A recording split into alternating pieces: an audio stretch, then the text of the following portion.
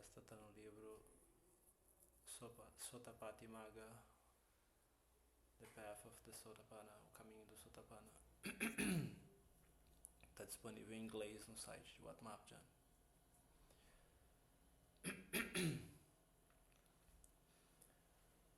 Com Sati firmemente estabelecida na esfera do corpo, nosso pensamento agitado e fabricações mentais vão diminuir e a mente vai ficar em paz. Isso é Samadhi. Quando a mente está quieta, nós não vamos saber claramente como é não ter nenhuma impressão mental ou obstáculos perturbando-na.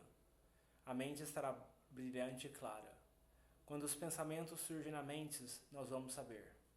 Com a mente pacífica, nós vamos poder investigar e conhecer todas as impressões, os fenômenos mentais.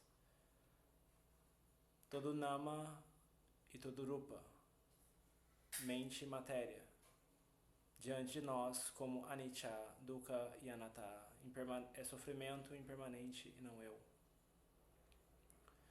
Quando a mente se separa de todos eles, então a mente vai se separar de todos eles, inclusive do corpo. O corpo é só um corpo, não é uma pessoa, não é meu ou eles. O conhecimento surge daquele que conhece, e ele não segura em nada como sendo meu. A mente está totalmente pacífica e liberta. Embora haja um senso, embora haja alguns impactos sensoriais e pensamentos passageiros, a mente continua pacífica, porque ela saiu do caminho desses objetos mentais. Ela se separou desses objetos mentais. Quando nós sabemos como como nos separarmos deles, então nós vamos entender como é a mente quieta e como é a mente perturbada. Algumas vezes nós vamos notar que mesmo quando há pensamento e movimento da mente, ou quando nós falamos, a mente ainda está parada e pacífica. Luang Por Chah explicaria isso da seguinte forma: se a gente chega nesse nível, é como a água. A gente conhece a água fluindo, a gente conhece a água parada. Mas como que é a água fluindo parada? Você já viu a água fluindo parada? Isso é Sabhava Citta, o estado natural da mente. Ela é pacífica e serena, enquanto todos os humores e objetos mentais estão passando por ela. Mas a mente não se move. São duas coisas separadas. Esses objetos mentais são somente objetos mentais, e a mente é somente a mente. Eles existem separadamente. Toda razão para praticar meditação é para primeiro assentar a mente e separar-se desses objetos mentais. Então, nós investigamos, separando a mente do corpo. A mente, então, vai se afastar e se libertar do apego a nama e rupa, mesmo que seja uma supressão apenas temporária. Esse é o caminho que leva à sabedoria. E aquele que anda esse caminho, anda o caminho de Sotapanimagga. Esse é o caminho do Sotapanna, aquele que entra na correnteza.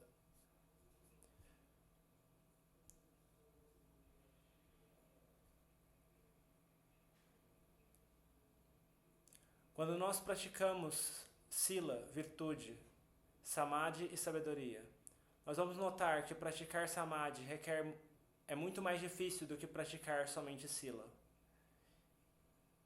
A razão disso é que nós temos que abandonar todos os humores e objetos mentais, de gostar e não gostar, raiva, má vontade, proliferação, agitação, dúvida e preocupação. Pode ser comparado com o corpo. Se o corpo tiver 5 tipos de doença, ele não vai estar bem e confortável. Essas 5 doenças se tornam o centro da nossa atenção, porque nós não podemos encontrar conforto por causa dessas sensações desagradáveis. Mas com o passar do tempo, cada uma dessas doenças passa, uma a uma, e nós começamos a nos sentir melhor. e nos ficamos libertos de cada uma delas. Então o corpo começa a ficar à vontade. É o mesmo com a mente. Os obstáculos, os nivaranas, são como 5 doenças, mas que afetam a mente.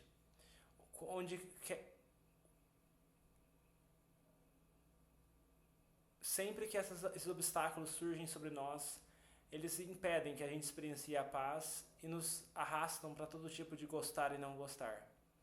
Sonolência, agitação e dúvida. Então nós nos sentimos desconfortáveis e agitados e dúvidas sobre o caminho de prática.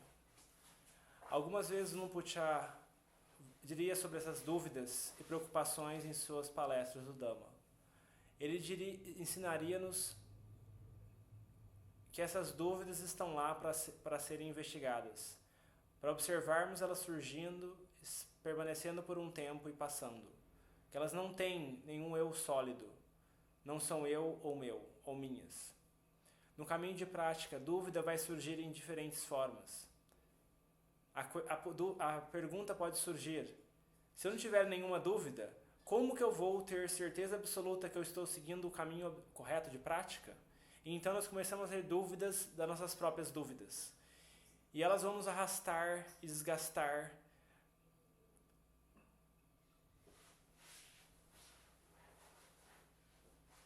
Até que nós começamos a acreditar nessas dúvidas.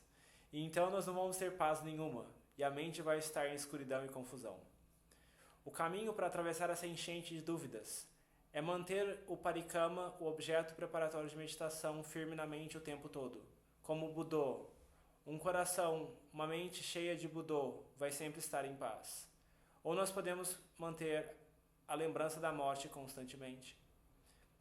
Quando a mente está calma, desejo, raiva, delusão, dúvidas e agitação não podem surgir. Somente há silêncio. E então nós vamos saber que manter o parikama, o kamatana Budô, sempre na mente é o modo correto e direto da prática. Se nós mantermos o nosso objeto de meditação firmemente no nosso coração o tempo todo, onde quer que nós temos a oportunidade de fazer meditação formal, a mente vai se concentrar com facilidade. Nós vamos sentir uma tranquilidade que nós nunca experienciamos antes, porque isso vem de um samadhi sustentado, um samadhi contínuo.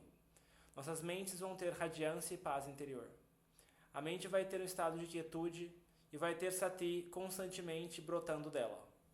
Quando nós investigarmos os sankaras, as fabricações mentais, ou as formações físicas, como as formações corporais, e qualquer outro fenômeno de forma desse mundo físico, nós vamos ver apenas elementos que compõem esse corpo, como eles realmente são. O corpo é apenas elementos em seu estado natural, de acordo que fluem de acordo com a natureza. Somente é a mente que fabrica e constrói essas ideias de algo. Por exemplo, nós podemos construir um objeto material e dar um nome, rotulá-lo, mas na realidade são apenas os 4 elementos que se reuniram temporariamente. Eles nunca proclamaram: eu sou a terra, eu sou o fogo, eu sou a água, eu sou o ar. Ou dizem: eu sou atrativo ou sou repulsivo. Esses conceitos somente existem na mente. Quando nossos olhos, ouvidos e assim por diante vêm em contato com os objetos sensoriais, isso causa diferentes tipos de sensações. Quando nós investigamos com sabedoria, nós vamos entender que o ato de rotular, esse ato mental de rotular, é como nós impomos uma realidade no mundo externo. Essa realidade que nós experienciamos é apenas convenções que nós humanos criamos. Nós criamos e fabricamos em seus mais variados níveis de detalhes. Mas, quando nós jogamos fora todas as convenções e vemos a realidade por baixo dos panos, nós vamos ver apenas impermanência, instabilidade, nada duradouro, dukkha e anatta, e nenhuma entidade verdadeira por trás de tudo isso. Quando nós contemplamos dessa forma, nós chamamos isso de fazer surgir sabedoria. E ela surge aqui mesmo nos nossos corações. Tudo isso vem da nossa prática de bhavana, cultivo mental, de uma mente quieta e pacífica. Nós devemos manter esse trabalho todo dia. Essa é a comida que nutre a mente e o coração. Nós já temos comida suficiente para manter o corpo. Temos os 4 requisitos para suprir as necessidades desse corpo. Temos medicamentos para curar as doenças e prevenir as doenças que ainda não surgiram. Os 4 requisitos são algo importante, porque sem eles a vida fica muito difícil. Nós temos um salão para praticar meditação e cultivar mérito. Se nós não tivéssemos esse salão, e se estivesse chovendo ou o sol muito forte, nossos corpos experienciariam sensações dolorosas. E agora que nós temos esses 4 requisitos para o corpo, nós temos que encontrar um refúgio no coração.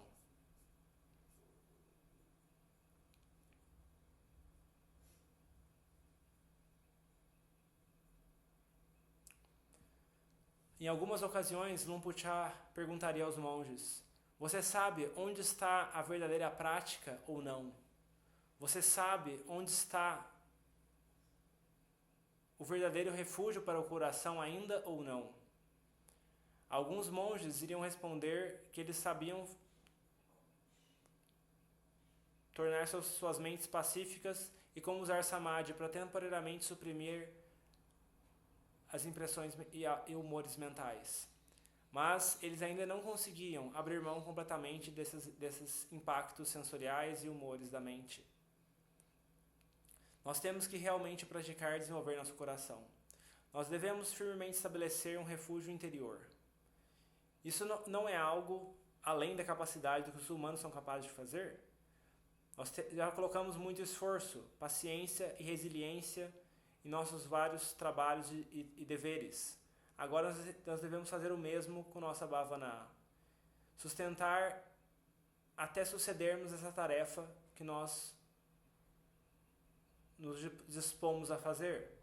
Nós temos que aguentar os altos e baixos desse caminho de bhavana e cultivar suficiente sati para supervisionar e controlar essas flutuações mentais. Mesmo que haja pouco progresso, esse é o nobre caminho que vai destruir o principal inimigo, dukkha, sofrimento. Peço para que cada um siga nesse caminho de prática.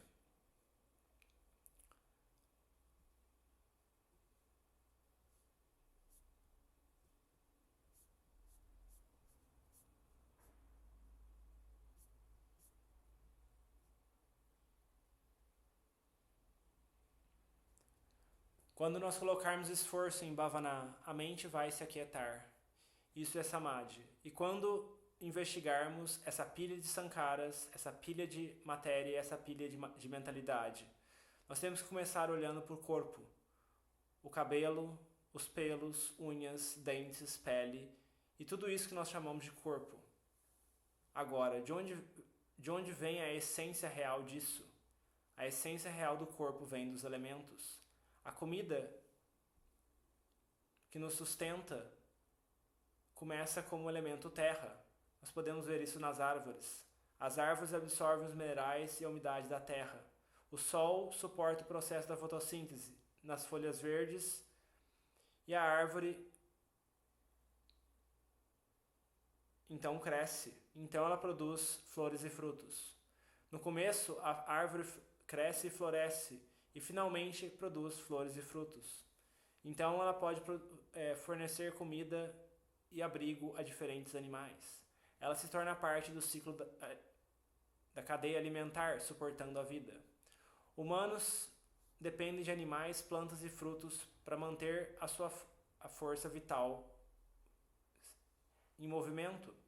É um ciclo dependente dos elementos de terra, água, ar e fogo, fornecendo esse corpo com terra, água, ar e fogo e possibilitando que ele se desenvolva. Entretanto, nós não entendemos direito esse processo simples e natural e apegamos a essa pilha de elementos como sendo meus, minhas e etc. E falhamos em reconhecer que no final ele vai se despedaçar. que no final ele vai se degenerar e mudar sua forma. Quando a respiração parar, esse corpo vai começar a se decompor. Diferentes tipos de bactérias vão começar a comê-lo e esse corpo vai mudar de cor e os diferentes elementos vão voltar aos seus respectivos elementos, seguindo o seu curso natural.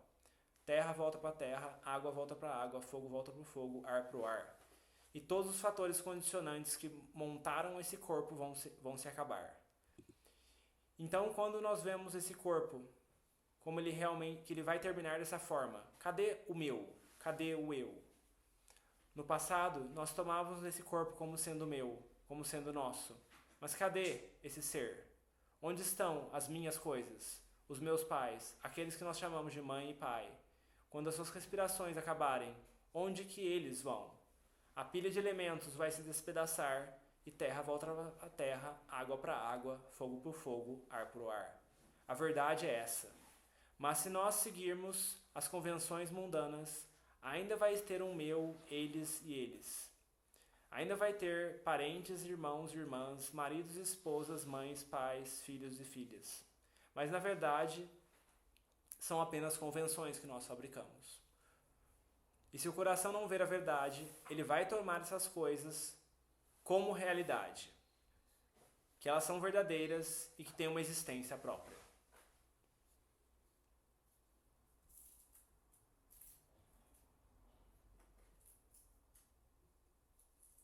O Buda descobriu a verdade. Ele descobriu que aquilo que nós chamamos de realidade não realmente existe. É tudo vazio. É somente surgir, permanecer e desaparecer. Essa é a realidade de todos os fenômenos. Ele viu o Satyadhamma, a verdade, no seu detalhe mais refinado. Permanecendo no êxtase da libertação, ele pensou que fosse impossível ensinar os outros a seguir esse caminho e ver seus frutos. Ele pensou que não existia nada mais refinado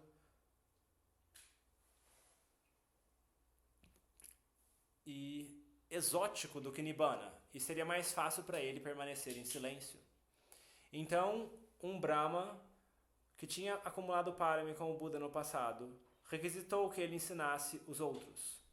O Buda primeiro pensou nos seus dois professores, o Dakaramaputa e Alara Kalama, mas que ambos já haviam morrido e renascido nos mundos imateriais, que não têm base dos sentidos e que não seriam capazes de receber ensinamentos. Então ele pensou nos 5 ascetas, que haviam o acompanhado naquele período de prática austera. E ele viu que eles seriam capazes de entender o Dhamma. O venerável Anya Kondanya foi o primeiro a alcançar o olho do Dhamma, e depois os outros 4. E depois todos alcançaram o estado de Arahant juntos. Quando eles realizaram Nibbana e viram que todo Rupa e Nama, toda mentalidade e materialidade são apenas Anicca, Dukkha e Anatta, e que tudo não tem dono, não tem nenhum dono dessas coisas. Se nós tivermos samadhi e força para investigar, passo a passo nós vamos ser capazes de ver que esse corpo não é belo nem atrativo, é apenas elementos. Você já viu uma folha? Imagine uma. Ela começa como um pequeno broto, e ela vai ficando mais verde e maior. E depois ela começa a envelhecer, começa a amarelar, ficar marrom, depois se desprende e cai no chão. Todo o verde desaparece e agora é apenas marrom. A folha marrom se decompõe e depois no final ela se despedaça em terra. O nosso corpo é da mesma forma que essa folha, o mesmo que a árvore, o mesmo que o tronco, o mesmo que o cerne. Todas as condições mutáveis em sequência. Quando a força vital passa, esses elementos somente se decompõem e desaparecem. No final, seja o cabelo, o pelo, unhas, dentes, pele, tudo segue seu curso natural. A cor muda e eles se quebram. Os ossos da mesma forma. Eles mudam de brancos para marrons e no final viram apenas terra, tal como eles eram originalmente. A percepção de ossos ou corpo desaparece e somente o elemento terra permanece. Quando nós realmente quebramos e despedaçamos e analisamos o elemento terra, nós vamos ser capazes de ver que é apenas uma grande massa de elementos naturais fundidos juntos. Se nós quebrarmos ainda mais, vamos ver que são apenas moléculas pequenas e elementos químicos. Se quebrarmos ainda mais, vamos ver apenas energia. Mas no final, eles podem ser separados até o ponto de que eles não existam mais lá. Somente uma grande massa sem nenhuma essência, uma fusão de energia que eventualmente se dissipa. É o mesmo com a água. É somente hidrogênio e oxigênio que se juntaram. Mas se nós separarmos esses dois, não existe mais água. Da mesma forma, aquilo que nós chamamos de nós, nossos corpos, não tem nenhuma essência verdadeira. Eles somente vão se despedaçar, desaparecer. Os sankaras físicos e os sankaras mentais são dependentes de causas e condições. Simplesmente surgem, permanecem por um tempo e depois desaparecem. Se o coração tiver calma de samadhi e quando ele investigar, ele vai ser capaz de penetrar profundamente e ver com clareza isso. Nós vamos ser capazes de abandonar as convenções de pessoa, ser, eu, meu e eles. Mas se o coração não tiver samadhi, nós vamos ver apenas as coisas em termos de meu, eu, eles e etc. Então nós precisamos desenvolver a força de samadhi. Investigar o corpo como elementos é um método que nós podemos usar. Mergulhar no corpo em 4 partes, tal como cortar uma vaca em 4 partes. Entre lá e investigue cada parte, pedaço a pedaço. O elemento terra é representado pelas partes duras do corpo. As partes líquidas, que têm a característica de serem fluidas e flexíveis, é o elemento água. O elemento ar é basicamente a respiração e o elemento fogo é o calor do corpo. Todos esses 4 elementos se combinam para cumprir o seu papel. Mas no final, eles todos se separam e desintegram. E nós não vamos ser capazes de encontrar nenhuma pessoa, ser, eu ou eles. Então esse sentimento, essa sensação de que esse corpo é nosso, de onde essa sensação vem? Ela vem da própria mente. A mente que ainda tem ignorância e se apega a tudo. Nós devemos perguntar a nós mesmos: como que esse corpo não é meu? Essas sensações dolorosas surgem. A dor surge aqui, a dor surge ali. Se eu sentar por muitas horas, ele fica dolorido e fica meio dormente em algumas partes. Como que essa sensação não é minha? Bem, essas sensações são nossas porque nós as rotulamos como nossas. Antes de nós sentarmos aqui, nós tínhamos essas sensações? Não tínhamos. Nós não tínhamos essa dor, desconforto de sentarmos. Mas agora que nós sentamos e ficamos por um longo tempo, nossa circulação não está se movendo da mesma forma. Então essas sensações surgem. E essas sensações, elas sempre estiveram aqui? Ou elas vão passar em breve? Sem dúvidas, elas vão passar em breve também. São apenas sensações que surgem, permanecem por um tempo e desaparecem. Podemos também questionar: a mente é essas sensações? Elas são a mente ou apenas uma parte da mente?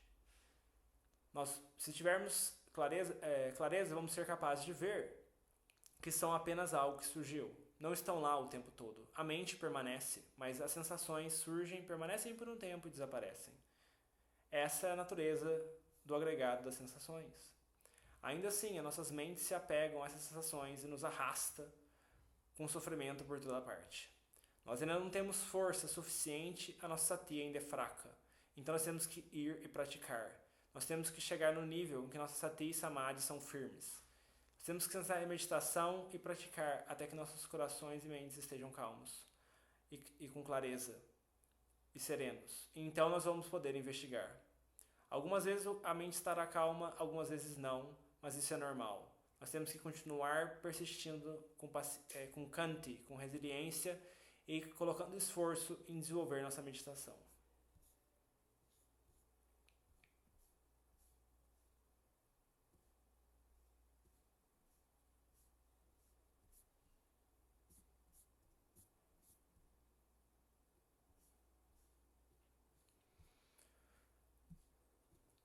tendo contenção e cuidado ao usar o olho, ouvido, nariz, língua, corpo e mente. Luang Cha enfatizava que esse é o modo de prática que nunca está errado. Esse é o caminho que leva a ver o Dhamma. Nós temos que ter sati e investigar o ponto e observar onde as sensações surgem. Não podemos deixar arrastar, mas devemos olhar ali mesmo no momento presente. Luang Cha sempre enfatizou esse ponto claramente. Uma vez eu estava andando em meditação de noite e pensando: qual é o modo verdadeiramente correto de prática? Qual é a coisa que vai me levar a entender o Dhamma? Eu realmente quero saber esse caminho de prática de forma que eu possa segui-lo com todo esforço, sati e sabedoria. Não muito tempo depois, Luang Cha deu uma palestra do Dhamma, explicando o caminho de prática que nunca estava errado. Ele falou sobre conter as 6 portas dos sentidos. Os olhos vendo formas, o ouvido ouvindo sons, o nariz experienciando odores, a língua experienciando sabores, o corpo entrando em contato com várias sensações e a mente experienciando fenômenos mentais. Ele disse para não se deleitar nem ter aversão. Nós temos que pegar temos que capturar essas várias reações mentais. O jeito de não ser capturado em gostar e não gostar é o caminho do meio. Esse é o caminho direto que vai nos levar a entender o Dhamma. Pratique dessa forma. Algumas vezes, no caminho de prática, a nossa mente não tem força suficiente. Nós experienciamos apenas um pouco de paz e ainda temos muitas dúvidas. Mas temos que continuar colocando esforço dessa forma, usando o Kamatana, o objeto de meditação, por exemplo, o Budô, até que estejamos proficientes com ele. Podemos usar lembrança da morte, a respiração, os aspectos não atrativos do corpo. Lembrar-se do Buda, ou desenvolver Metta, ou os Brahma Viharas. Temos que desenvolvê-los e desenvolver algum deles. Siga com aquele que você tem mais força. As coisas em que a gente não é muito bom, às vezes a gente tem que fazer também.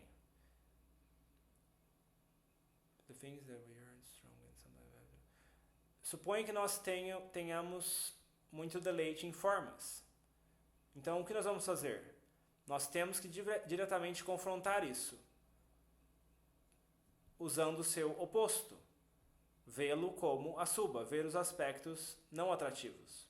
Usar nossa sati nisso o máximo possível e manter vigiando o coração o tempo todo. Manter o coração, a mente vigiada em um bom estado é realmente muito importante. Nós devemos continuamente observar nossa mente. Luang Cha enfatizava esse ponto,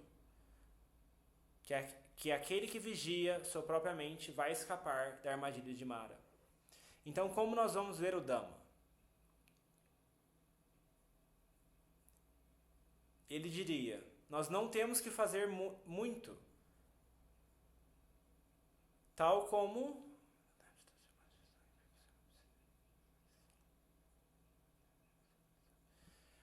algumas pessoas que vêm ver esse salão de meditação. Uma vez que nós encontramos a técnica para chegar aqui, a gente vê por conta própria. Ele disse para observar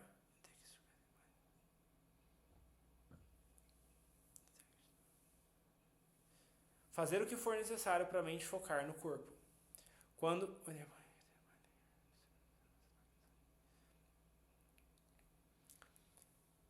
você chegar nesse ponto, a mente vai ver por conta própria o que é dentro e o que é fora. Então use um método de manter a sati nesse ponto, ou observe a inspiração e expiração. Aqui é o caminho que vai levar ao entendimento e à visão do Dhamma. Siga esse caminho, pratique dessa forma. Treine Sila, treine Samadhi, treine sabedoria. Aqui mesmo é onde você vai ver com clareza.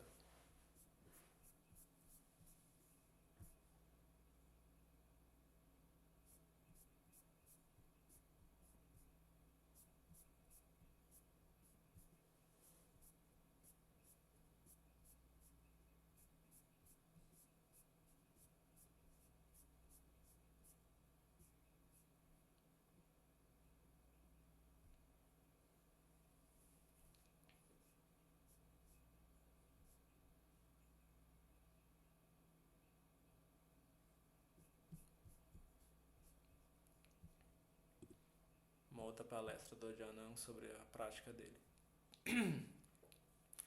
Durante meu primeiro, segundo e terceiro retiro das chuvas, o nível de calma da mente progrediu gradualmente. A cada ano eu conseguia olhar para trás e ver o nível de tranquilidade tinha aumentado. A mente estaria em paz, totalmente fresca, tal como estar sob o ar-condicionado. Ela estava pacífica e maravilhosa. Isso progrediu ano a ano, até que até o quarto retiro das chuvas, quando a prática realmente se concentrou. A mente e o corpo ficariam tão tranquilos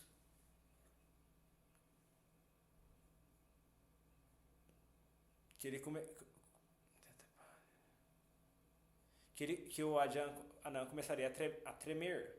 Se ele estivesse num tempo frio, ele ia sentir ainda mais frio. Os elementos físicos não podiam se ajustar à mudança. Havia apenas a sensação de frescor constante. Algumas pessoas experienciam calor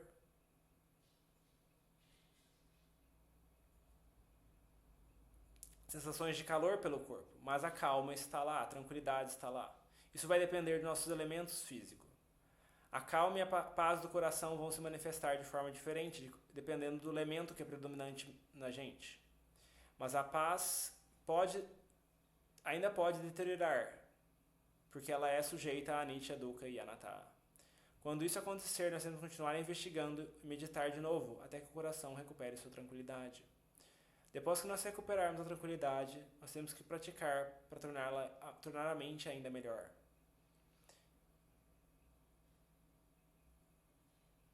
É como se a mente ganhasse mais força e a meditação ficasse mais divertida. Entretanto, quando há impactos sensoriais, nós não podemos contemplar com clareza, porque se torna muito difícil de aguentar, para a mente aguentar e acompanhar. Embora nós queremos superar esses impactos sensoriais e obstáculos, a gente simplesmente não consegue. Dúvidas e incertezas giram para frente e para trás. Nós queremos estar no caminho correto e recuperar nossa clareza. Luang Cha diria para não se preocupar com isso. Deixe as dúvidas de lado, elas são apenas um obstáculo. Quando não há calma, tudo vai estar uma bagunça. As dúvidas vão girar e vão nos deixar confusos sobre o caminho correto. Nós vamos ficar confusos pensando onde ir, e toda direção parece nos levar a um caminho sem saída. E toda essa escuridão e falta de esperança que nós não conseguimos sair, nós ficamos presos nisso. Nós ficamos paralisados e a mente gira e gira, e cada vez mais as dúvidas nos arrastam para baixo de novo e de novo. E nós ficamos girando em gostar e não gostar. Mas se nós continuarmos praticando sem parar, a mente vai progredir, a prática vai andar. Mais tarde, quando nós estivermos no ponto, quando a força da mente, a força de Samadhi e a força da investigação são fortes e suficientes, que é onde a prática vai se tornar mais suave. Onde quer que nós investiguemos, haverá calma. Nós não vamos ter que pedir para a mente fazer isso. A mente prossegue por conta própria. Nesse ponto, a investigação prossegue fluidamente e de forma correta. A prática tem momento e não há dúvida. E nós começamos a ver o Dhamma com clareza. Mas para chegar nisso, como nós praticamos? O que nós fazemos? No começo, nós temos que observar as coisas fundamentais. Se nós estamos comendo demais, saiba que isso é uma quilesa, uma básica. Então, observe a mente. Esses pensamentos, proliferação e agitação, nós não podemos pará-los. Então, nós temos que tentar acompanhá-los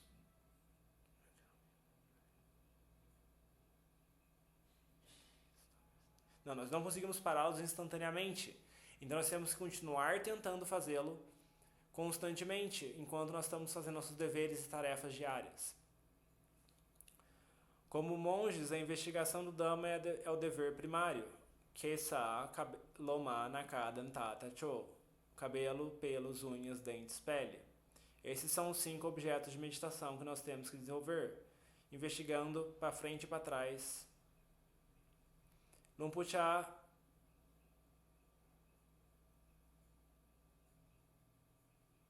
geralmente ensinava o caminho para abandonar o apego ao corpo durante a cerimônia de ordenação.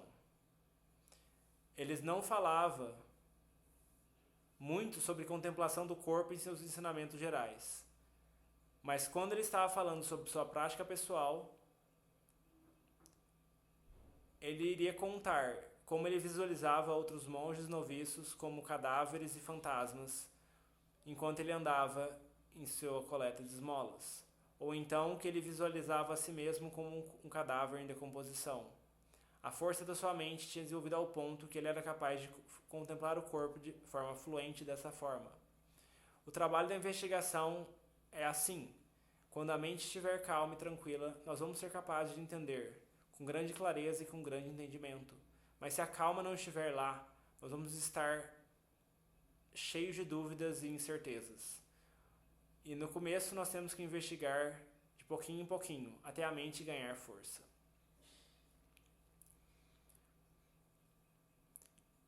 Quando eu estava aprendendo com Luang Por Chah, todos os seus meios de ensinar e treinar estavam almejando podar as impurezas, as quilesas, indo contra todos os nossos desejos. Isso é realmente um aspecto importante da prática. Não seguir os nossos desejos. No passado, em Nong Pah Pong, quando chegava o período do retiro das chuvas, alguns monges e noviços se voluntariariam para ir para mosteiros filiais. Mas algumas vezes ninguém se voluntariava. Então Luang Por Chah simplesmente mandava as pessoas. Algumas vezes era bom para elas, algumas vezes não. Algumas vezes os monges eram enviados e voltavam dizendo: nossa, por que ele me mandou para aquele lugar? Foi terrível, por que ele me fez passar por isso? Nós temos que desenvolver Khanti, resiliência, como uma fundação da prática. Com resiliência nós vamos ser capazes de investigar até que nós possamos resolver as sensações desagradáveis quando elas surgem. Isso é uma qualidade importante no treinamento e na prática. Junto com ter respeito e reverência por um pelo outro. É aqui que a prática começa a crescer.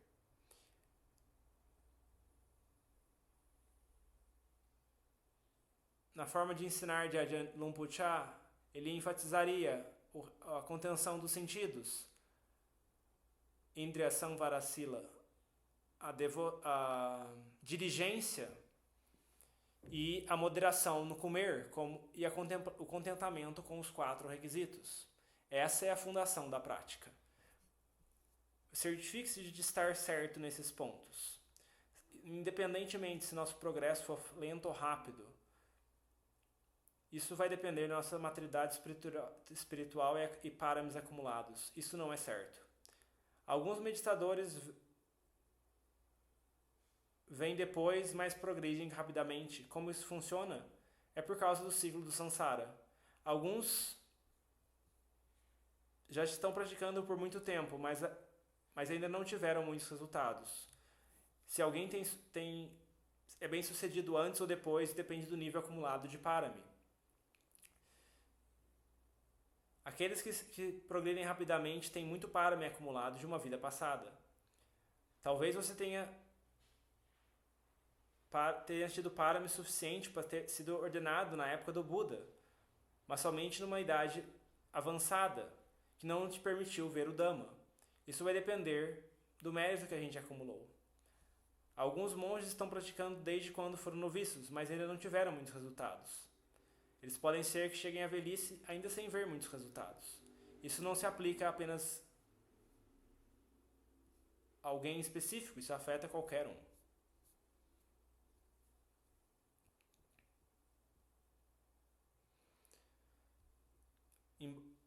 Seja se nós fomos ordenados por muitas vidas, ainda não vimos resultados, isso vai depender do nosso mérito acumulado. Ele nos segue.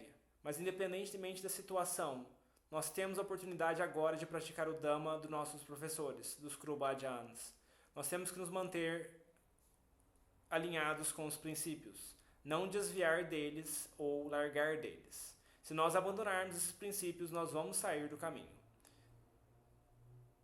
E se nós abandonarmos, não tem nada que possa nos ajudar a ter progresso. Muitos diferentes mosteiros ensinam o caminho correto, o caminho de contemplação.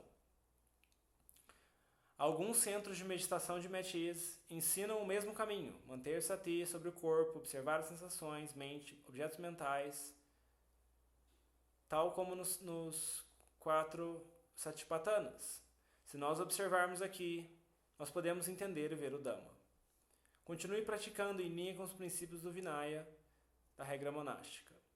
Esses princípios de corretude e disciplina que tornam a nossa conduta bela. Esse é o caminho que vai nos levar a ainda mais progresso. Em uma outra linhagem, havia um professor que ensinava o caminho, desenvolver habilidades psíquicas, como criar corpos feitos pela mente, ou outras habilidades psíquicas. Elas existem, elas são reais, mas elas existem na esfera dos abhinhas, que são habilidades especiais. Poderes supra-humanos, descritos pelo Buda nos sutras. Praticar poderes psíquicos requer muito desenvolvimento dessas habilidades e requer um nível muito elevado de parami. Mas aqueles monges sêniores somente usavam essas habilidades psíquicas para atrair pessoas aos ensinamentos do Buda, usando como um meio hábil para atraí-las para a prática. Principalmente os truques mentais. Então, eles explicavam o caminho de prática para desenvolver essas práticas, essas habilidades também. E então, eles prendiam as pessoas nesse anzol. As pessoas queriam praticar dessa forma também. Eles explicavam que para obter esses poderes, primeiro as pessoas deveriam desenvolver sila.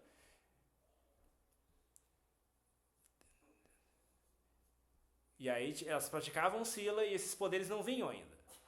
Então o professor diria, você ainda não tem vipassana, você não tem visão clara. Então eles praticavam, desenvolviam vipassana e ainda não tinham poderes psíquicos. Então o professor falava que eles não tinham samadhi ainda. Então quando eles tinham desenvolvido samadhi, eles iam falar que a sila deles não estava pura o suficiente. E aí eles voltavam ao começo. Mas você vê, tudo volta em volta dos princípios básicos de sila, samadhi e sabedoria. O jeito de atrair pessoas através de poderes psíquicos é somente um jeito diferente de ensinar os mesmos princípios, usando apenas meios para atrair pessoas que têm fé. Alguns monges, embora não tenham abhinhas, não falam sobre isso, porque eles são inclinados a ensinar por meio da razão e da investigação usando sabedoria. Lumpucha era desse tipo, ensinando somente da sua própria experiência e conhecimento de prática, sabendo os caminhos de progresso e os caminhos de declínio. Uma vez teve um monge que olhou para o sol como sua cassina, um objeto de meditação como cassina, e obteve poderes psíquicos, como ser capaz de ler a mente dos outros, mas depois caiu em delusão, e ele perdeu o caminho. Ele podia sentar a noite toda sem uma pescada, mas ele ainda assim caiu em delusão. Ele depois largou o manto e ficou louco. Lumpucha não deixava os seus monges se divertirem nessas coisas como cassinas. Embora alguns monges tenham conseguido usar o sol como cassina, embora houvessem alguns monges que ainda usassem o sol como cassina, apesar do Lumpucha ter contraindicado, ele enfatizava os aspectos mais importantes da prática. Ele iria puxá-los e trazê-los de volta ao caminho correto. Ele sabia que a maior parte dos monges que iriam para as cassinas, esse tipo de objeto de meditação, cairiam na mesma armadilha. Eles sempre se desviavam do caminho. Com treinar a mente, algumas vezes é muito difícil, é muito dolorido e muito trabalhoso. Nós não temos muito parami. Se nós não temos muito parami, ainda é muito difícil. Se nós temos parami suficiente, não é muito difícil. Independentemente de como seja, nós temos que pacientemente aguentar e seguir os princípios deixados pelos anciãos do passado, como Luang Pu Mang e Luang Pu Cha. Esses grandes monges e outros seguiram um caminho que leva até o estado de Arahant. Esse caminho é baseado em tornar a mente pacífica e investigar esse corpo para tornar a mente pacífica. Alguns monges vão direto para a mente. Eles pulam o corpo. Eles somente olham as sensações mentais e pensamentos. Se nós realmente observarmos a mente com sati, ela tem que parar de pensar. Nós temos que ser capazes de pará-la. Nós temos que ser capazes de focá-la e pará-la a qualquer momento. Para sermos capazes de ver os pensamentos surgindo e desaparecendo, até que eles eventualmente parem. Essa é a sati que observa a mente. Nós vamos ser capazes de ver que a mente é a mente, o pensamento cessa. Nós temos que seguir conhecendo, seguir com o conhecedor. Se nós tentarmos isso e o pensamento não parar, isso significa que a nossa sati é fraca. Nós temos que continuar tentando usar a nossa sati fraca para investigar dessa forma. Não, se nós tentarmos usarmos essa sati fraca para investigar, mais cedo ou mais tarde ela vai se cansar e vai acabar sua energia. Nós vamos cair de novo em muitos pensamentos. Muitos monges e praticantes já encontraram e experienciaram isso.